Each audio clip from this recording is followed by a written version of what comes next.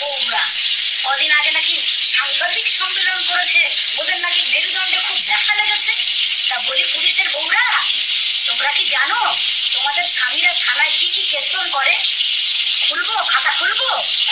সেই কেতনগুলো যদি এক একটা জানতে তাহলে কতবার করে সাংবাদিক সম্মেলন করতে।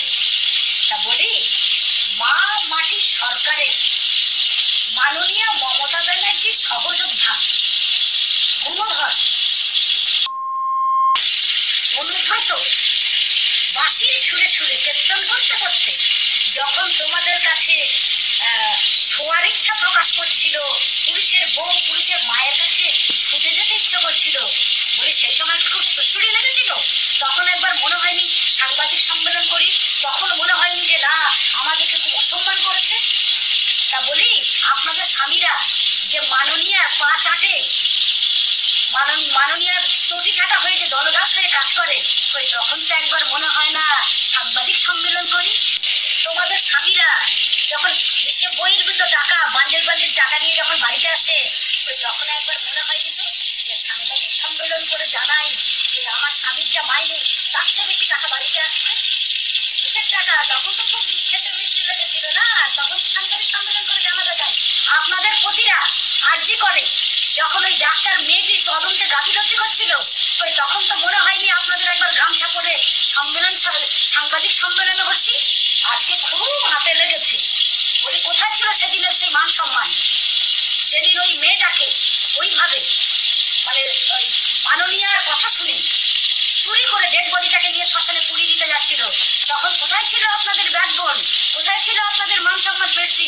ওই সেদিন মনে হয়নি যে না, আমাদের স্বামীরা কর্তব্যে গাফিলতি করেছে, স্বামীদের বিরুদ্ধে একবার আমরা ধর্নায় বসি? পুলিশের বউ দেখছি। আরে সেই দিন তোদের ঘরে লাগবে, যেদিন তোদের ঘরের মেয়েদের না ওই রকম করে ঘরে বসতে হবে, সেদিন তোরা বুঝবি সাংবাদিক সম্মেলন কারে কয়। পুলিশের বউ হয়েছে। হ্যাঁ, তো বন্ধুরা, ভিডিওটি আপনারা দেখলেন। তো এই যে মহিলা যে কথাগুলো বলছেন, তো আপনাদের কেমন লেগেছে বক্তব্যটি? অবশ্য কমেন্ট সেকশানে কমেন্টস করবেন। তো এই মহিলা যেভাবে বলা যেতে পারে যে একটি বক্তব্য রেখেছেন, তো সেটা আমাদের কাছে একটু হাস্যকরও মনে হচ্ছে, আবার একটা প্রতিবাদীও মনে হচ্ছে। তো বন্ধুরা, সত্যিই তো, কোথায় গেল সেই পুলিশের বউয়েরা? তিনি যে প্রতিবাদটা করেছেন, সেই প্রতিবাদটা সত্যিই যথার্থ। এই প্রতিবাদটা শুনে আপনাদের কি মনে হচ্ছে অবশ্যই জানাবেন। তো সত্যিকারেই এই মহিলাটি যে কথাগুলো বলেছেন, যখন এই অভয়াকাণ্ড ঘটে গেল তখন কোথায় গেল পুলিশেরা? তখন কোথায় ছিল পুলিশেরা? পুলিশের বউয়েরা কোথায় ছিল? তারা কোনো রকম কোনো প্রতিবাদ করলো না। তারপরে এই অনুব্রত মণ্ডল, বলা যেতে পারে যে কেষ্ট, যখন একেবারে পুলিশের বউ মাদের নিয়ে উল্টোপাল্টা কথা বলেছিল, ও তখন কোথায় ছিল? তখন পুলিশের বউয়েরা কেন প্রতিবাদ করতে এলো না?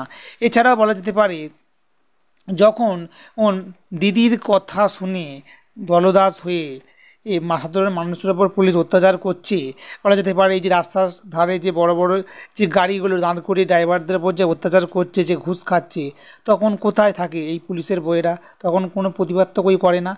আসলে তখন হয়তো এদের ভালো লাগে, কারণ বাড়িতে যখন পুলিশের তাদের স্বামী, তাদের ছেলেরা যখন মোটা মোটা টাকা নিয়ে আসে, তো সেইগুলো তাদের নিতে খুব ভালো লাগে, এই জন্য তারা হয়তো কোনো প্রতিবাদ করে না। তো বন্ধুরা, ভিডিওটি কেমন লাগলো আর এই মহিলার বক্তব্য আপনাদের কেমন লেগেছে অবশ্যই কমেন্ট সেকশানে আপনার মূল্যবান মতামত দিতে ভুলবেন না।